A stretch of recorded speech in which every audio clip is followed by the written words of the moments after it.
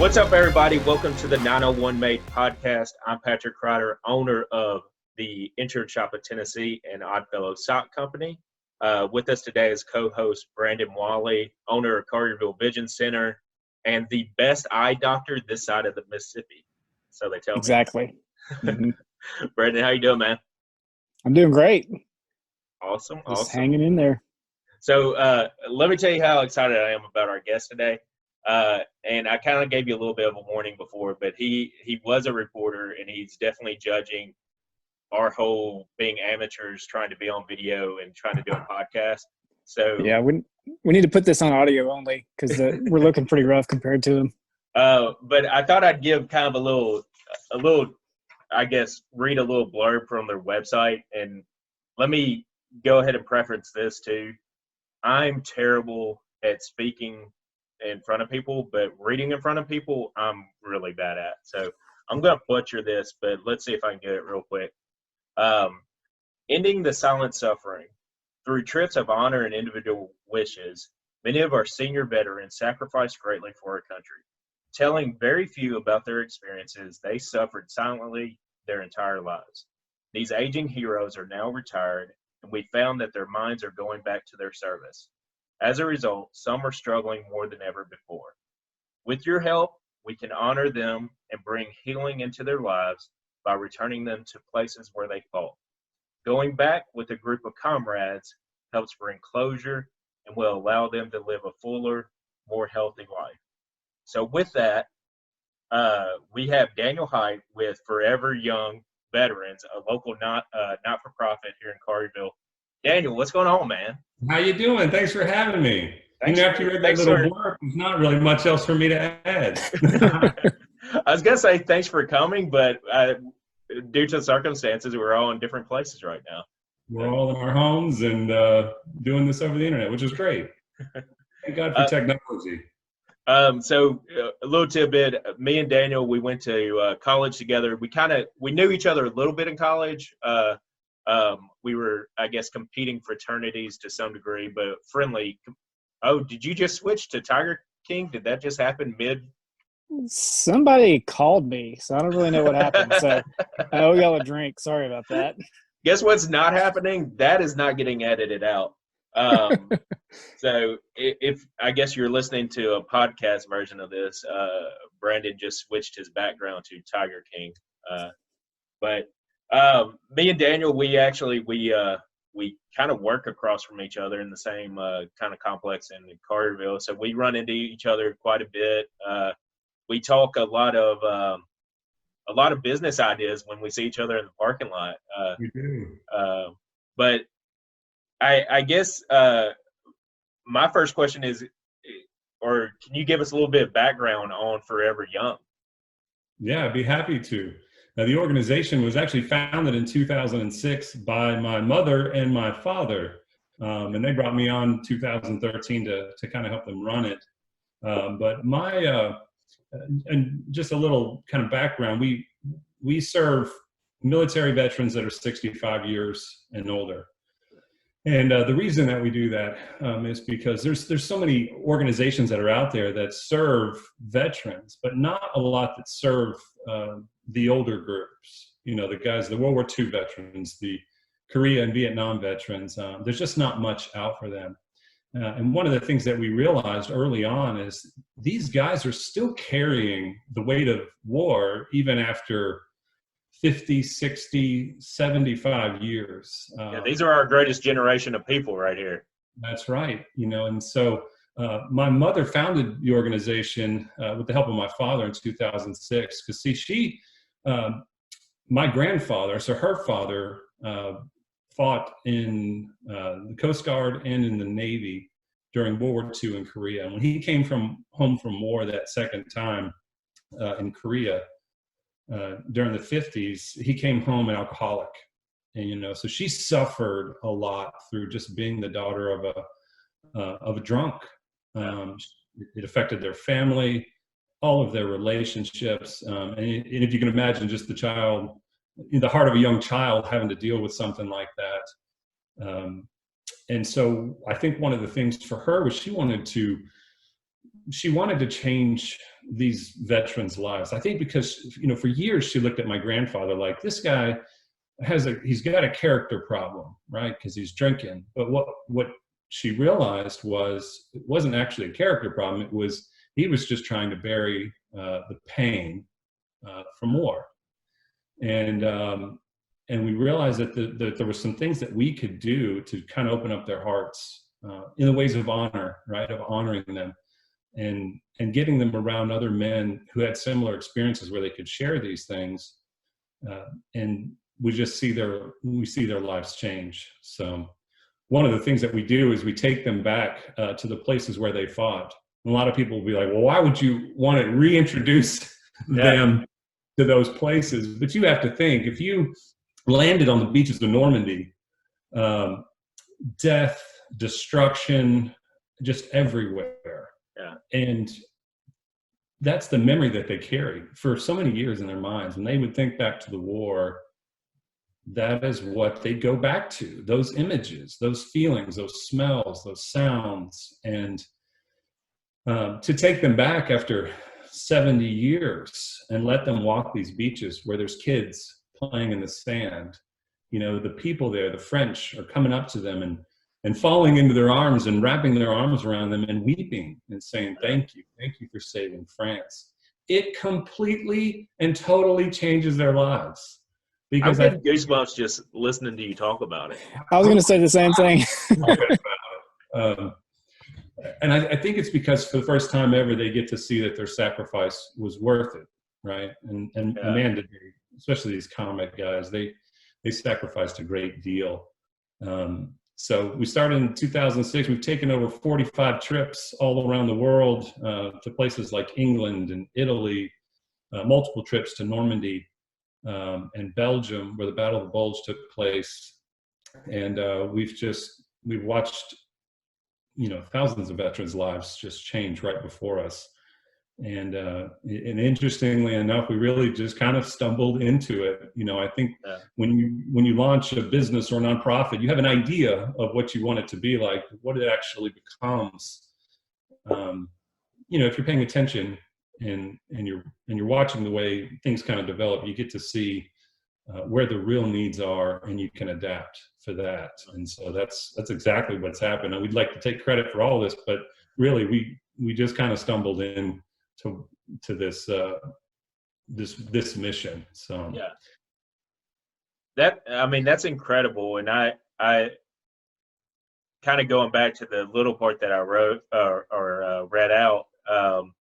I'm assuming a big part of that is being able to go with other veterans, right? People that have been through it. Because I have no I can't imagine what they had to deal with. But if they can go with other veterans, there's probably some comfort there knowing that they went through the exact same things or similar things that they went through. Yeah, absolutely. I mean, I think when a lot of these guys came home from war, they were told by the government, don't share this with your family. Don't burden them with this. Yeah. And so a lot of them just kind of kept it in, and they buried it down deep. And out of that came all different sorts of problems, but they never really had the outlet to share. They didn't want to burden their families, and I understand that. And even to the credit of some children, they would ask their fathers, and in some cases their mothers, what did you experience during war? And they won't share. They have a real hard time sharing those things. So going back with other veterans who have the same type experiences, they can share, and they can share freely. And it's a very emotional experience going back there, and in many ways, I think it's a release for them, right? They get to honor the men that fought beside them that never came home. Those are the ones that they call their heroes. Yeah. Because if you try to call them a hero, they're like, no, I'm not a hero. The heroes are the ones that never came home. Yeah. But that is a huge component of it. And after these trips, we always ask these guys, like, hey, what was your favorite part of this trip? And almost unanimously, they're all saying, just visiting with the other veterans. And so that's really a huge component of why we do what we do. We heard from a lady one time. She said, yeah, I took my dad back to the Ardennes forest in Belgium. One of the worst mistakes I ever made. He just wept the whole time, and she just said, I deeply regret doing it. She goes, he really struggled afterwards for a long time.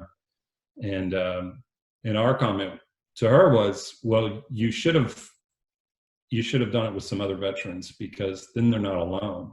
Yeah. You know, it's like you go to war with your brothers, and if you go back and you experience this with your brothers, your comrades, then you have that support structure there. And it's not more of that internalizing and that burying it deep down inside. So How does that work logistically to put these groups together for various places that y'all go? Well, it's a lot of work. We had a lady one time saying, I don't know how you take these 90-year-olds out of the country. She was one of the directors at a senior facility. She goes, I have a panic attack just taking them to Walmart. And so, and if you can imagine, it's you know, the walkers and wheelchairs and just coordinating all of you know, the different stops along the way. We have been using a company called Beyond Band of Brothers, and they're a tour company, and they're based out of Kentucky. They were actually founded by a Hungarian man whose father was with the American GIs during World War II, and just loves the American veterans, especially the World War II veterans. And so we've been using them, and they coordinate a lot of the logistics, and so really it's just kind of on us to get them to France or Belgium or wherever we're going. And we have to bring, you know, wheelchairs and walkers, and we bring a medical team just to make sure that they have the utmost care while we're over there. And in the 45 trips that we've done, we've only had 2 end up in the hospital, and both fell. One with a broken arm, and the other one busted his head up. And so we wanted to make sure he was going to be okay, and so we just took him over for some testing. But thankfully, we've been very fortunate, you know, due to the advanced ages of these men that we're honoring, that we've not had any real issues. So what so obviously a big portion of what you're doing is coordinating the trips, but also they have to be funded somehow, right? So I'm assuming a big portion of what you're doing is also fundraising, seeking donations, things like that, right? Yeah, I mean, we do typically what most nonprofits do. I mean, we're applying with foundations to get grants and things like that, but you wouldn't believe the amount of money that comes out of just everyday people who give $25, $50, $100 here and there. And of course, we have our yearly fundraisers that we do that make up a lot of our budget, but it's really just the goodness of people who want their lives to matter, and they want to give towards something that they know is affecting others. And we're so grateful, because honestly, we have these ideas.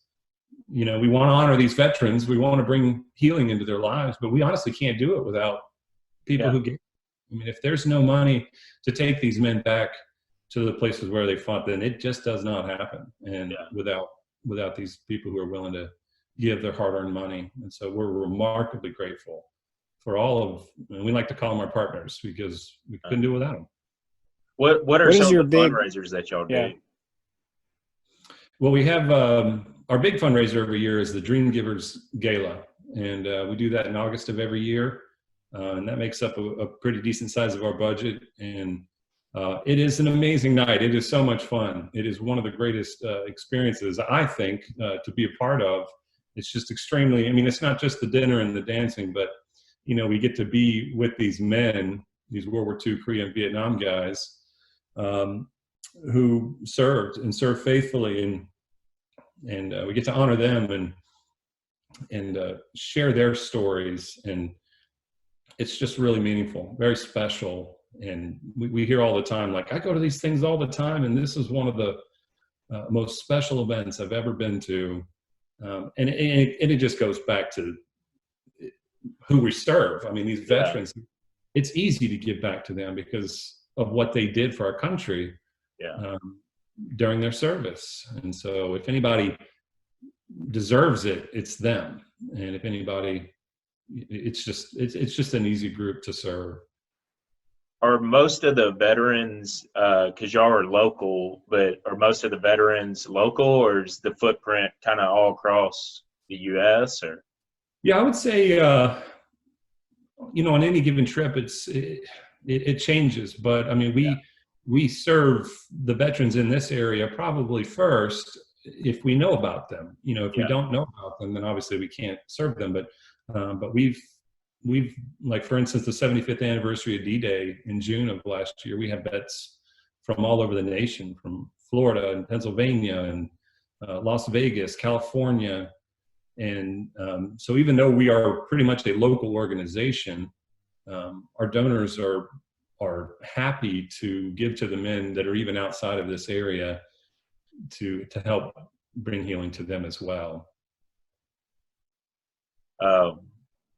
So kind of going back to the Dream Givers gala, is that something, let's say I wanted to go to the gala, is that something that anybody that's willing to buy a ticket can go to here locally, or is it reserved for certain people? Or Absolutely. I mean, this event is for our donors, right? Yeah. I mean, obviously we have programs for the veterans. Of course, a lot of our group, our donors are made up of veterans themselves. They may not be over 65, but they are veterans themselves, or military, or or had a family member that was military.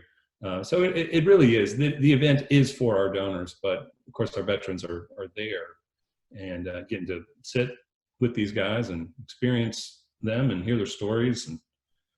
But it is open to the public and for anyone who's interested in what we do.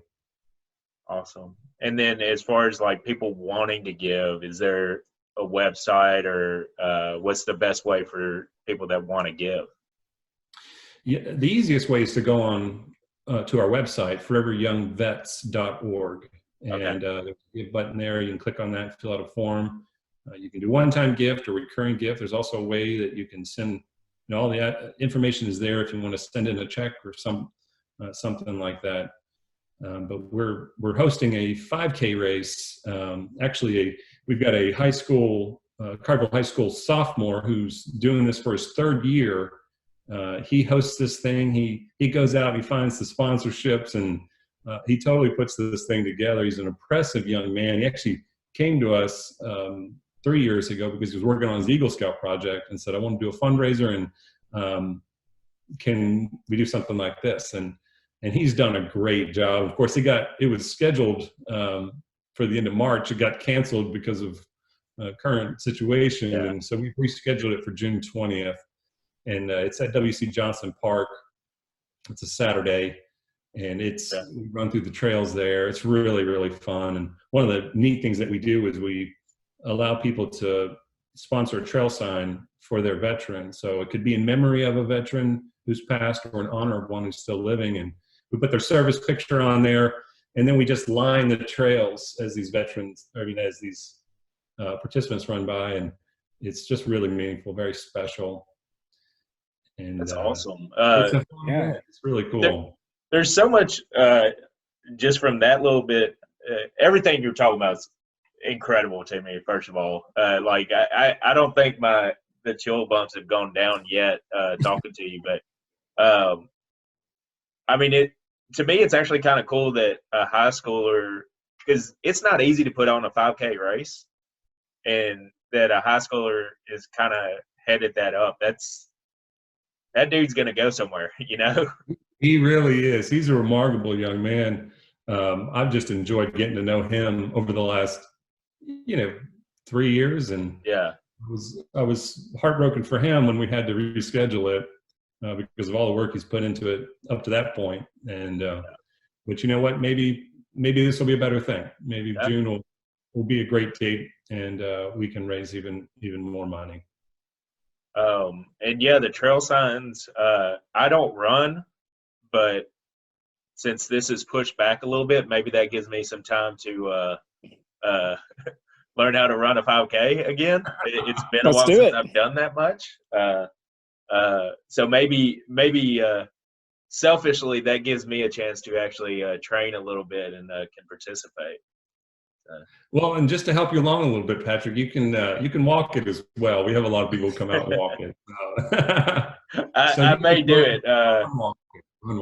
Walking 5K is not as bad as me trying to sign up for like the St. Jude half marathon and never training for it or anything, being like, yeah, this isn't going to happen. So I'm very comfortable walking a 5K. I think I can do that. Awesome. Yeah.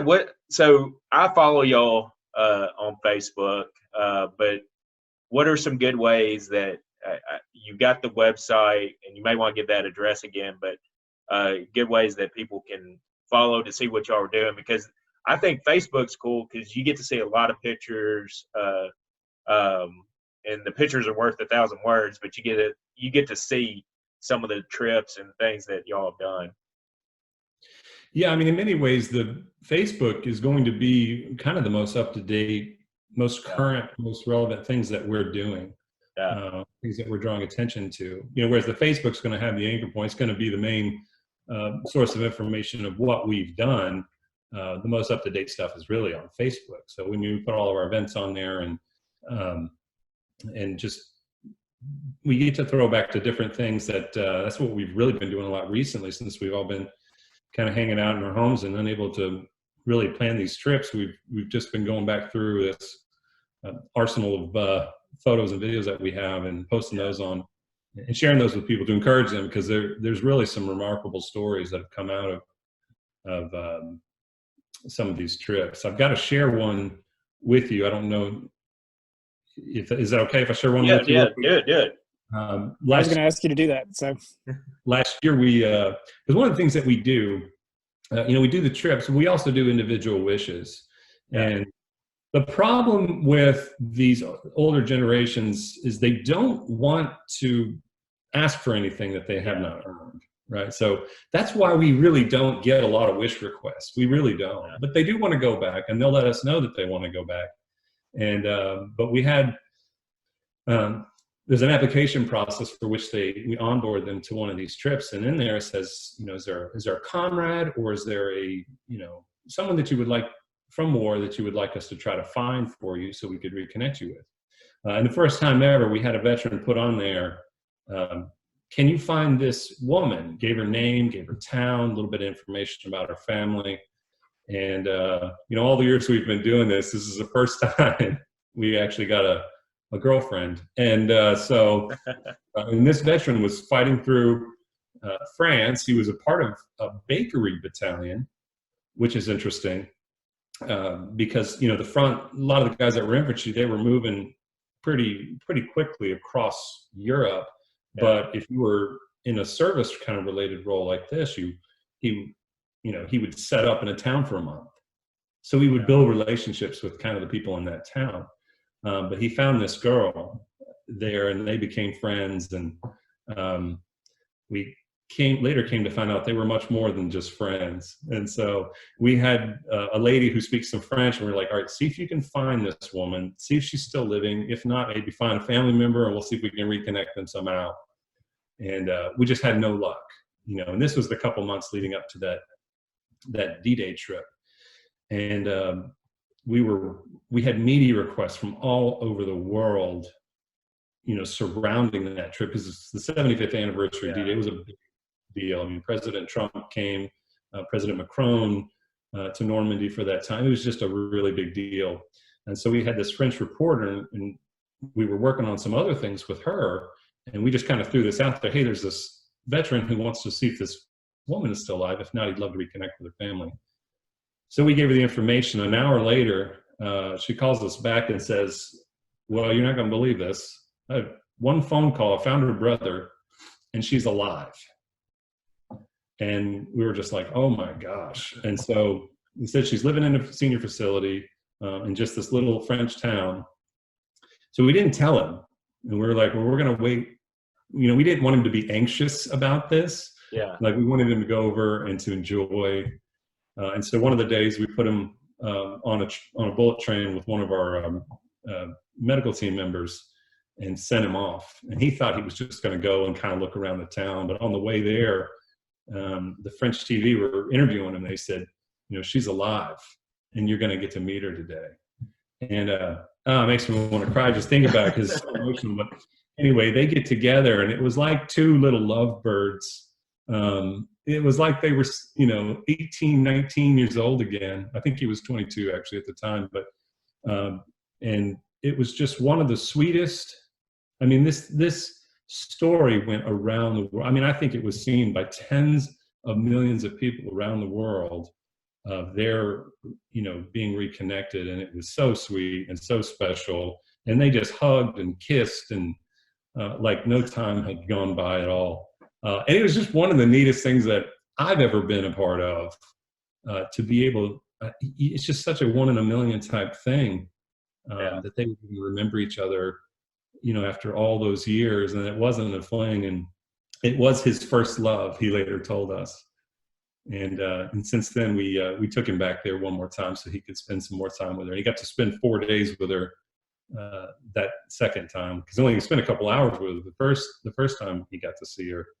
And so, I tell you what, it's just changed his life. And he's had, he doesn't have any children, and so she told him that she thought about him every day. And I just thought that was the sweetest thing. So for 75 years, she thought about him. That's wow. And so that was incredible. That happened. That was just amazing. Amazing. Yeah, that's awesome. So, like, literally, you see all the time with like somebody interviewing somebody, and it's the people asking the questions that can sometimes break the person that's answering the questions, and they break down. Like, literally, you talking, I've gone from chill bumps, goosebumps, and getting teary-eyed.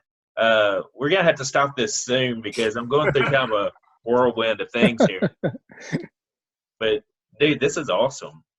I've known about Forever Young for a while, but it's kind of the little stories, I think, that really, really make it more than anything. Well, they're just such human stories, they're stories that really move us, stories of courage and sacrifice. In KT Robbins' example, it's a story of love. Those are all human emotions and experiences, things that we can all relate to so well. And I think that's why it moves people so deeply. And, and these are the stories that we tell, like we were talking about a second ago, at our Dream Givers Gala. These are the things that we put front and center, and it's what makes it so special. Are these stories, the stories that come out of the work that we do, and like I've said before, it cannot be done without others who are willing to give. So it's a community effort. We really need each other. Well, I'm gonna do my part for sure, because I'm very interested in doing the 5K, and then hopefully the dream. Hold you to it. Yeah, I know. I'm saying it out loud, so now I've got to now, because this is going to be public. So maybe it will actually give me the motivation to run. So, but no, even the Dream Givers, I probably want to talk to you some more about that at some point, because I'd love, not that I have just a ton to give, but the little bit that I can, I'd love to be able to help out, because this is an awesome thing y'all are doing. Well, thank you. We really appreciate that, and every little bit helps. So people think it's not much, but if a lot of people did that, it really, really adds up. So awesome. We need you, Patrick. And Brandon. I'll be there. You may have to train running with me, but I think you've run some. You run a little bit more than I do. I used to back in the day, so we can gear it back up pretty easily. Well, you can gear it back up. There was never a beginning for me, so it's not like riding a bike where I'm going to all of a sudden remember how to run long distances, more than a quarter of a mile.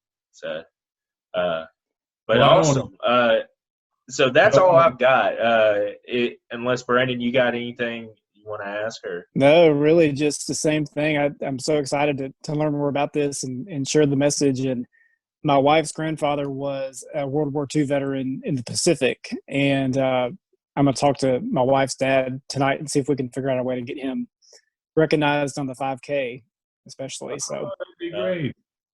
It's all available on our website. So awesome. Yeah. And I mean, our whole goal is to hopefully put a little bit of a spotlight on what you're doing, local businesses and local not-for-profits. So hopefully we can achieve that once we get this released. Because I've said it a couple of times already, but this is an awesome cause, and we would love to any little bit that we can do to help. We want to help. So. Well, thank you very much. You guys are wonderful. Cool. Well, I appreciate it. We'll end it there, man. Thank you. yeah, thanks, Daniel. So much fun. All right, man. See ya.